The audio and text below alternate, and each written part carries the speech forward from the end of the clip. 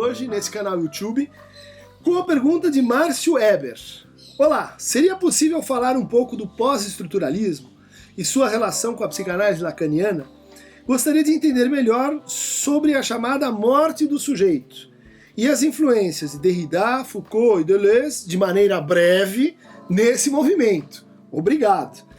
De fato, você cita aí 3 epígonos do pós-estruturalismo, que é basicamente caracterizado por uma revisão crítica do estruturalismo clássico. Estruturalismo clássico que começa com Lévi-Strauss retomando e generalizando o método empregado por Saussure para estudar a linguagem, né? A divisão da linguagem entre fala e língua, o método das oposições, o significante do significado, da diacronia e da sincronia, e que o Lévi-Strauss usa para fundar uma metodologia para descrever e entender a economia dos fatos simbólicos, né? Então, a economia da religião, da mitologia, da economia, das trocas sociais em geral, que teriam toda essa estrutura de linguagem tal qual se entendia a linguagem a partir de Saussure. Lacan é um herdeiro desse programa, quando vai tentar então argumentar, e na década de 50 e 60, mostrar que o inconsciente se estrutura como uma linguagem.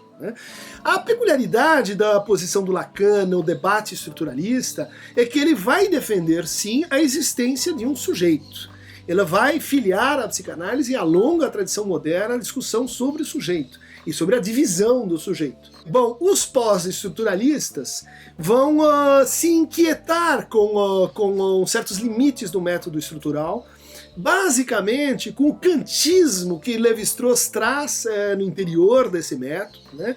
E com a dificuldade que esse método tem para lidar com as questões relativas ao poder.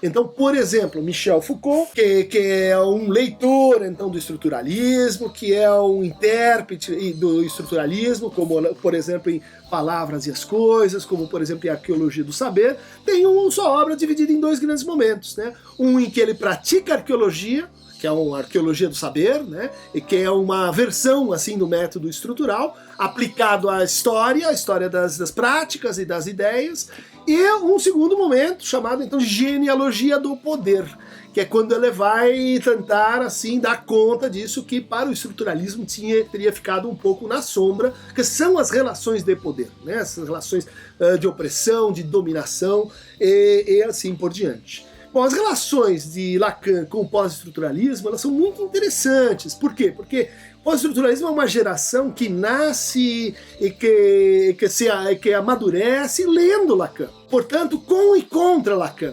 Deleuze, Foucault, Derrida são frequentadores do seminário de Lacan. Lacan dialoga com esses autores em vários momentos da sua obra, né? Por exemplo, quando a gente pensa no Foucault, há um comentário vasto dele sobre o nascimento da clínica, né? Esse trabalho fundamental em que o Foucault mostra como surge a clínica moderna a partir da invenção de uma maneira de olhar para o corpo, né? Mas também o debate sobre a história da sexualidade. Volume 1, A Vontade de Poder, A Vontade de Saber, que no fundo pode ser lido como uma espécie de arqueologia da psicanálise, onde o Foucault está criticando a psicanálise, mostrando que assim ela não é tão revolucionária quanto ela pensa. Ela partiu de certos saberes e certos dispositivos, como o dispositivo de repressão, como o dispositivo de sexualidade, que estavam lá já disponíveis no século XIX. Então, o Freud seria assim mais um herdeiro de uma sutura na crise psiquiátrica do que propriamente um corte na história das ideias. Também no Microfísica do Poder, Não ao Sexo Rei, sobre o lugar da relação entre sexualidade e poder, já um livro mais avançado na obra do Foucault, a gente vê aí um debate com os lacanianos, né? Jacques Lamillère perguntando e questionando o entendimento que o Foucault tinha da sexualidade. Então a gente tem um debate muito interessante, muito frutífero com Foucault, também com Deleuze, principalmente o Deleuze de Lógica do Sentido, né? Em que, por exemplo, o Deleuze vai questionar a primazia saussuriana no entendimento da linguagem, trazendo para o seu modelo, né, para o seu empirismo transcendental, a importância dos estoicos, a importância do não sentido, dos fracassos de sentido, e que o Lacan comenta e que no fundo vai levar, ou talvez teria sido Deleuze influenciado por Lacan, ou Lacan influenciado por Deleuze, na retomada de um outro modelo de entendimento dos signos, que é o modelo estoico, né? Que está presente nesse livro e que está presente no Lacan do seminário 16, 14, 13. Também o Anti-Édipo, um trabalho de 72, 73, vai ser questionado, rebatido, né, pelo Lacan em vários momentos, que é uma discussão sobre o estatuto universal ou não do Édipo, né? Talvez, tem gente que diz que a invenção da pluralidade ou plurificação dos nomes do pai em Lacan seria uma resposta possível ao Anti-Édipo de Deleuze e Félix Guattari. Guattari que era supervisionando de Lacan. Finalmente, quando a gente olha para a obra do Jacques Derrida, né, esse é o trabalho maiúsculo, né, Gramatologia, e a importância que ele vai dar para a crítica da metafísica da presença, né, que ele toma de Heidegger, mas que Lacan também está engajado nesse projeto, a importância que ele vai dar à crítica do logocentrismo e do falocentrismo, vão ser acolhidas pelo Lacan, né? O Lacan vai começar a desenvolver mais e mais a noção de escrita, né, a problemática do traço, da letra, tudo isso ocorre no debate entre, então, Lacan e Derrida, né? O famoso texto de Derrida, Freud, a cena da escritura, uma leitura do projeto de psicologia científica e da noção de inscrição primária. Isso tudo vai aparecer lá no Lacan mais avançado, na sua teoria da sexuação, né? Assim como esse texto obrigatório, cartão postal de Sócrates a Freud, né, do Jacques Derrida, em que ele vai questionar o fator verdade, né? Quer dizer, o que significa a verdade para a experiência psicanalítica, para a experiência do texto, para a experiência da différence, né? Que é um conceito que ele vai introduzir e que tem um correlato, então, na psicanálise de Lacan, a importância que Lacan dá à diferença, a diferença entre o sexo, a diferença significante.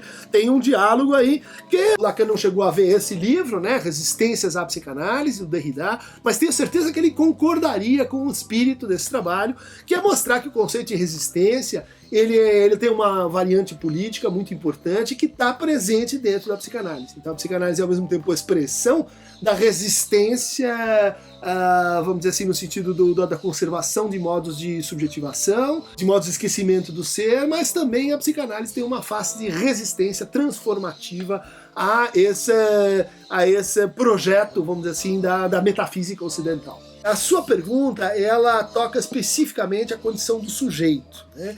E aí eu diria assim, são hermenêuticas distintas, a concepção de sujeito, né, no Foucault, teoria dos discursos, no Foucault, ela não é comensurável, ela não é exatamente compatível com o que o Lacan chama de sujeito. Apesar do fato de que Lacan está presente na conferência de Foucault em 66, sobre o que é um autor, e dizer, olha, tudo que você está dizendo aí, Foucault, eu concordo, ele aparece na conferência e dá o seu apoio assim, ao Foucault, dizendo que há dois tipos, né, nas ciências humanas, há os fundadores de discursividade e aqueles que fazem a écriture, a reescrita daquela discursividade atribuída a um fundador, né?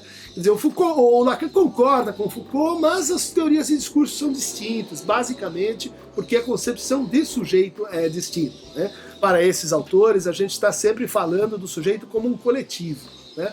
Um sujeito como vamos dizer assim, um horizonte de atos, de crenças, de instituições e de discursos que são, vamos dizer assim, que produzem regiões de singularidade como efeitos desse próprio discurso, né?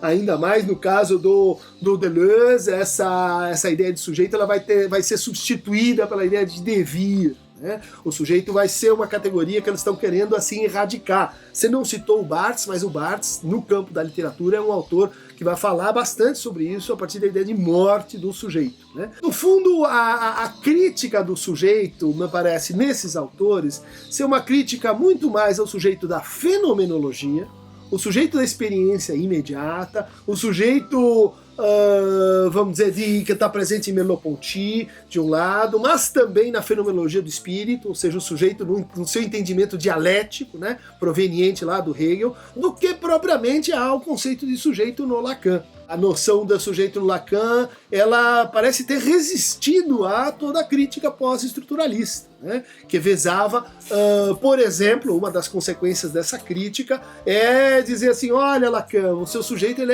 é excessivamente linguístico, ele não tem corpo. Então ele não consegue pensar os processos como os processos de racialização, os processos de gênero, os processos ligados à identidade do sujeito, né? Bom, eles estão corretos nessa crítica, porque justamente a teoria do sujeito em Lacan é uma teoria contra-identitária. Né? O sujeito tem um efeito de linguagem, ele não é um senhor soberano, autônomo, que é o que, via de regra, esses autores pós-estruturalistas estão querendo questionar. Na verdade, o sujeito indivíduo. Para Lacan, o sujeito não é o indivíduo. Quem quiser receber mais fragmentos pós-estruturalistas, uma conversa longa e complexa, clique aqui no Aqueronta Movendo. E ficamos por aqui hoje.